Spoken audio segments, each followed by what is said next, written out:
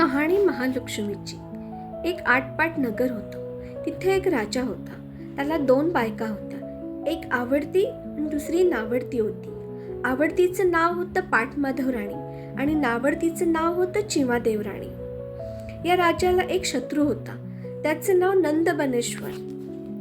तो क्षणी उडे, क्षणी बुडे, क्षणी स्वर्गात जाई, क्षणी पाताळात जाई असा राजाच्या पाठीस लागला होता. त्यामुळे राजा फार वाळत चालला होता. एके दिवशी राजाने सर्व लोकांना बोलावले व नंदबनेश्वरला मारा म्हणून आज्ञा केली. सर्व लोकांनी राजाला बरं म्हणलं. त्याला जिकडे तिकडे शोधू लागले. त्याच नगरात एक म्हातारीचा मुलगा होता. तो आपल्या आईला म्हणाला, आई आई मला भाकर दे, मी राजाच्या शत्रूला मारायला जातो. म्हातारी म्हणाली, तू गरिबाचा पोर आहेस तर 4 पावलं पुढे जा, झाडाआड ही वाळलेली भाकर खा, म्हणजे लोक तुला हसणार नाही. पोराने बरं म्हणून म्हणलं. म्हातारीनं भाकर दिली. म्हातारीचं पोर भाकर घेऊन निघालं. सगळ्यांच्या पुढे गेलं. इतक्यात संध्याकाळ झाली. लोक घरी निघाले. त्यांना नंदबनेश्वर काही सापडला नाही. तशी राजाला फार काळजी लागली. पुढे रात्र फार झाली. म्हातारीचा पोर तिथेच राहिला. पुढे मध्यरात्री काय झालं? देवकन्या नागकन्या तिथे आल्या. महालक्ष्मीचा वसा वसू लागल्या. मुलांनी विचारलं, बाई बाई ह्यानं काय होतं? त्यांनी सांगितलं की पडलं झडलं सापडतं, मने चिंतलेलं कार्य होतं. इतका ऐकल्यावर तोही वसा वसू लागला. पूजा केली, घागरी फुंकल्या, पहाटेस उत्तर पूजा केली. जशी पहाटेस महालक्ष्मी माय कोल्हापुरात जागती झाली तसा नागकन्यांनी वर मागितला, तसा यानंही मागितला. तेव्हा देवीने आशीर्वाद दिला की राजाचा शत्रू मरेल, तुला अर्ध राज्य मिळेल, अर्ध भांडार मिळेल, माडीशी माडी बांधशील, नवलवाट नाव ठेवील. तो वैरी डावा पाय मस्तकी घेऊन राजाच्या अंगणात मरून पडेल असं म्हणून देवी अदृश्य झाली. म्हातारीचा पोर घरी आला. दुसऱ्या दिवशी राणी पहाटेस उठली, परसात आली. तो राजाचा वैरी मेलेला पाहिला. तिला फार आनंद झाला. तशी तिने ही गोष्ट राजाला जाऊन सांगितली. राजाने चौकशी केली. म्हातारीचा पोर सगळ्यात मागे होता. त्यानं याला मारलं असेल असं लोकांनी राजाला सांगितलं. राजाने त्याला बोलावू धाडलं. म्हातारीचा पोर राजाच्या घरी आला. त्याने राजाला पुसलं, राजा राजा मी आळ नाही घातला, अन्याय नाही केला, तर मला इथे का बोलवलं? राजा म्हणाला, भिवू नकोस, घाबरू नकोस. माझा वैरी नंदबनेश्वर कोणी मारला? सगळे लोक तुझंच नाव सांगतायत. याचं काय कारण ते मला सांग. पोरगा म्हणाला, राजा राजा मी त्याला मारलं नाही, पण तो देवीच्या वराने मेला. राजा म्हणाला, ती कोणती? तिला तू कुठे भेटलास? पोर म्हणाला, मी सगळ्यांच्या पाठीमागून निघालो, थोडासा पुढे गेलो, शिळी भाकरी झाडाआड करून खाल्ली. तो येता येता रात्र झाली. झाडाखाली वस्ती केली. मध्यरात्री नागकन्या देवकन्या तिथे आल्या. पुढे मी पूजा केली, घागरी फुंकल्या. पहाटे महालक्ष्मी कोल्हापुरात जागृती झाली. सर्वांनी आशीर्वाद दिला, तसा मलाही दिला. तुला आशीर्वाद काय मिळाला? मला आशीर्वाद असा मिळाला की राजाचा शत्रू मरेल, तुला अर्ध राज्य मिळेल, अर्ध भंडार मिळेल, माडीशी माडी बांधशील, नवलवाट नाव ठेवील असं म्हणून देवी अदृश्य झाली. मग आम्ही उत्तर पूजा केली. तातू घेऊन घरी आलो. तो आपलं बोलावणं आलं. राजाने त्याची हकीकत ऐकली. आनंदी आनंद झाला. पोराला अर्ध राज्य दिलं, अर्ध भांडार दिलं, माडीशी माडी बांधून दिली, नवलवाट नाव ठेवलं. पुढे म्हातारीचा पोर आनंदाने राहू लागला. ही बातमी राणीला समजली. राणीने नवलवाटाला बोलवू धाडलं. महालक्ष्मीचा वसा कसा वसावा म्हणून विचारलं. नवलवाटाने तातू दाखवला. तिला सांगितलं, अश्विन मास येईल, अष्टमी येईल, त्या दिवशी सुताचा तातू तेल हळद लावून 16 दुर्वा, 16 तांदूळ, तुळशीची पंचामृतांनी पूजा करावी, 16 अर्घ्य द्यावे, धूपदीप दाखवावा, नंतर नैवेद्य दाखवून कहाणी करावी. ज्यास हा वसा घेणं असेल त्याने तातूची पूजा करावी, तातू हातात बांधावा. दुसरी कहाणी चतुर्थीला व तिसरी चतुर्दशीला करावी. याप्रमाणे दर अश्विनी मासी करावं. असा वसा तिने समजावून घेतला व आपण ते व्रत पाळू लागली. पुढे एके दिवशी काय झालं? राजा राणीच्या महाली आला. सारीपाट खेळू लागला. राजाने राणीचा तातू पाहिला. हे काय म्हणून विचारलं. राणीने तातूची सर्व हकीकत सांगितली. राजा म्हणाला, माझ्या घरी हार बहू, तो दोरे बहू, कंकणे बहू, कळावे बहू, तेव्हा व्रताचं सूत तू तोडून टाक, मला याची गरज नाही. पुढे रात्र झाली. राजा राणी दोघे निजली. सकाळी दासी बटकी महाल झाडू लागल्या. केरात त्यांना तातू सापडला. दासीने तो नवल वाटायला दिला. त्याला राणीचा राग आला. इतक्यात काय चमत्कार झाला, त्याला नावडती भेटली. तिने तो तातू मागितला. तेव्हा हा म्हणाला, तू उठशील मातशील, घेतला वसा टाकून देशील. तिने सांगितलं, उठणार नाही, मातणार नाही, घेतला वसा टाकणार नाही. तसा तातू तिच्या हवाली केला व वसा सांगितला. पुढे अश्विन मास आला. पहिली अष्टमी आली. त्या दिवशी काय चमत्कार झाला. देवी महालक्ष्मीने म्हातारीचं सोंग घेतलं. पाटमाधव राणीच्या महाली गेली. महालक्ष्मीची तिला आठवण आहे की नाही ते पाहू लागली. तो घरात कुठेच काही तयारी दिसेना. तेव्हा ती पाटमाधव राणीला म्हणू लागली, अगं पाटमाधव राणी, पुत्राची माय, आज तुझ्या घरी काय आहे? तेव्हा राणी म्हणाली, आज माझ्या घरी काही नाहीये. तिने राणीला पुन्हा विचारलं, अगं पाटमाधव राणी, पुत्राची माय, म्हातारीला पाणी देशील तर ते तुझ्या राज्याला पुरे होईल. राणीने उत्तर दिलं, म्हातारीला तांब्याभर पाणी दिले तर ते माझ्या राज्याला पुरणार नाही. तेव्हा म्हातारीने पुन्हा पाटमाधव राणीला हाक मारली, अगं पाटमाधव राणी, पुत्राची माय, म्हातारीला दहीभाताची शिदोरी देशील तर तुझ्या राज्याला पुरेशी होईल. राणी म्हणाली की म्हातारीला दहीभाताची शिदोरी दिली तर माझ्या राज्याला ते पुरणार नाही. म्हातारीला राग आला. तिने शाप दिला. तो काय दिला? सवतीच्या महाली डाराडूर करत असशील, अर्धअंग बेडकाचं अर्धअंग मनुष्याचं असं होऊन तू पडशील. इतकं राणीला ऐकलं व खदा हसली. पुढे म्हातारी निघून गेली. ती चिमादेव राणीच्या महाली गेली. इकडे तिकडे पाहू लागली. तो सगळीकडे तिला गडबड दिसली. एकीकडे पूजेचं साहित्य दिसलं व दुसरीकडे महालक्ष्मीचा मुखवटा मांडलेला दिसला. तिने चिमादेव राणीला विचारलं, अगं चिमादेव राणी, पुत्राची माय, आज तुझ्या घरी काय आहे? तिने उत्तर दिलं, आज माझ्या घरी महालक्ष्मी आहे. तेव्हा म्हातारी म्हणाली, महालक्ष्मी म्हणतात ते मीच. राणी म्हणाली, तुला कशाने ओळखावं, कशाने जाणावी?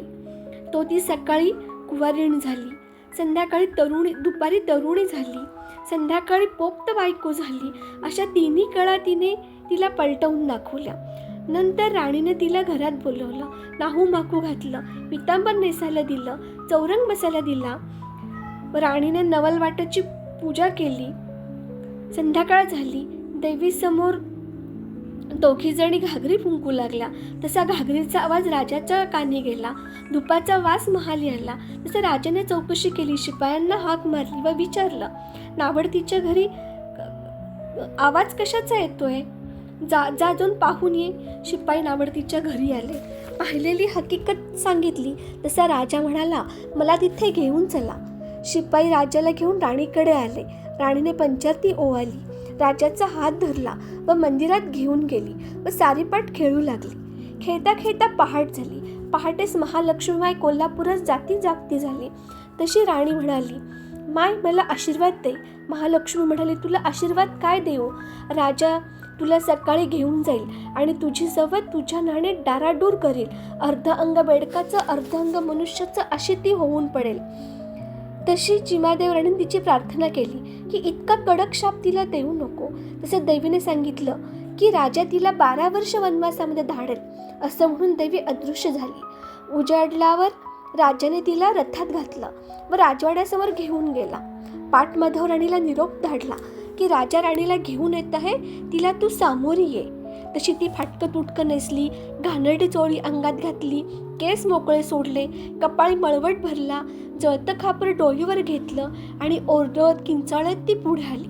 तो राजाने विचारलं, ओरडत किंचाळत कोण येत आहे? भूत आहे की खेत आहे?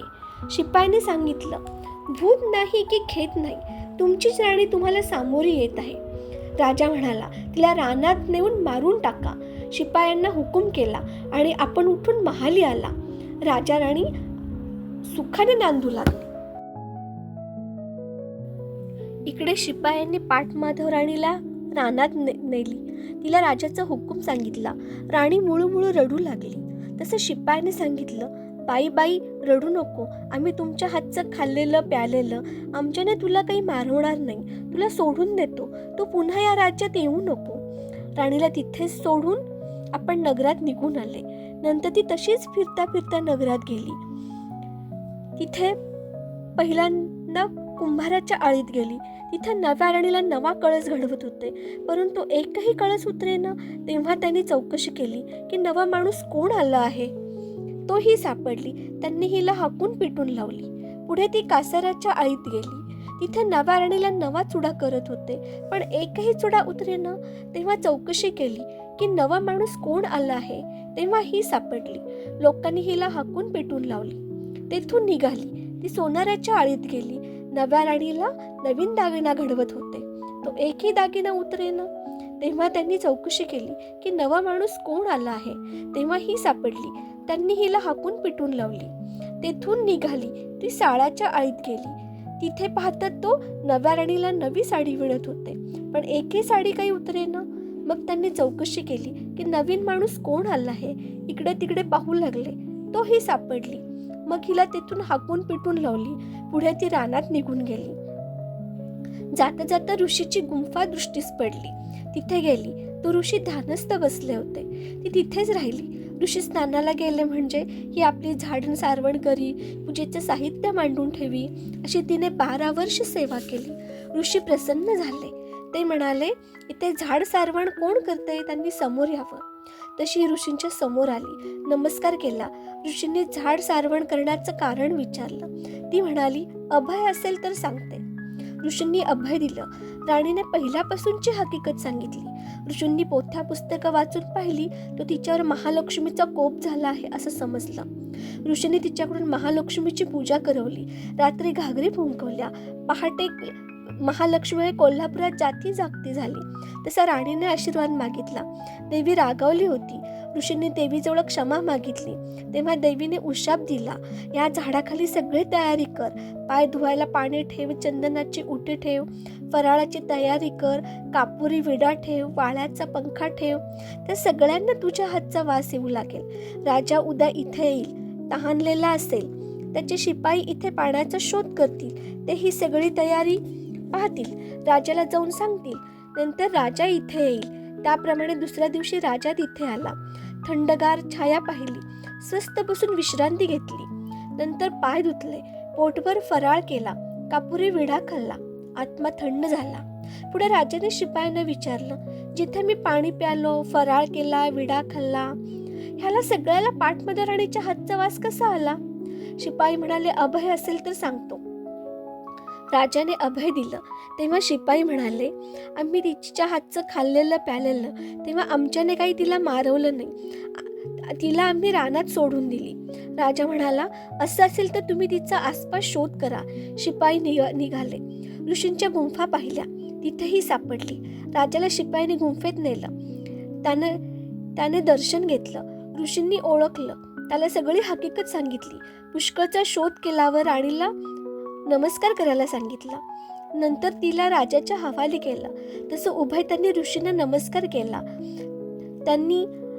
ऋषींनी त्यांना आशीर्वाद दिला. पुढे राजाने तिला रथात घातलं. आपला नगरी घेऊन आला. बाहेर रथ उभा केला. राणीला निरोप पाठवला. राजा पाटमध्ये राणीला घेऊन येत आहे, त्याला तू सामोरी ये. तशी राणी न्हाली, माकली, पितांबर नेसली, शालजोडी पांघरली, अलंकार घातले, नगराच्या नारी बरोबर घेतल्या आणि वाजत गाजत राणी सामोरी गेली. राजाने विचारलं, वाजत गाजत कोण येत आहे, नागकन्या की देवकन्या. तसं शिपायाने सांगितलं, नागकन्या नाहीत, देवकन्या नाहीत, तुझीच राणी तुला सामोरी येत आहे. तेव्हा राजा पाटमध्ये राणीला म्हणाला, तू जर अशीच सामोरी आली असतीस तर तुला इतके हाल भोगावे लागले नसते. राणी उगी बसली. राजाने चिमादेवराणीला उचलून रथात घेतली आणि दोघीसह वाजत गाजत नगरात आला व सुखाने रामराज्य करू लागला. जशी पाटमादेव राणीवर महालक्ष्मी कोपली होती, तशी तुम्हा आम्हावरती न कोपो. जशी चिमादेव राणीला ती प्रसन्न झाली, तशी ती सगळ्यांवर प्रसन्न हो. ही 60 उत्तराची कहाणी 5 उत्तरी सफळ संपूर्ण. जय महालक्ष्मी.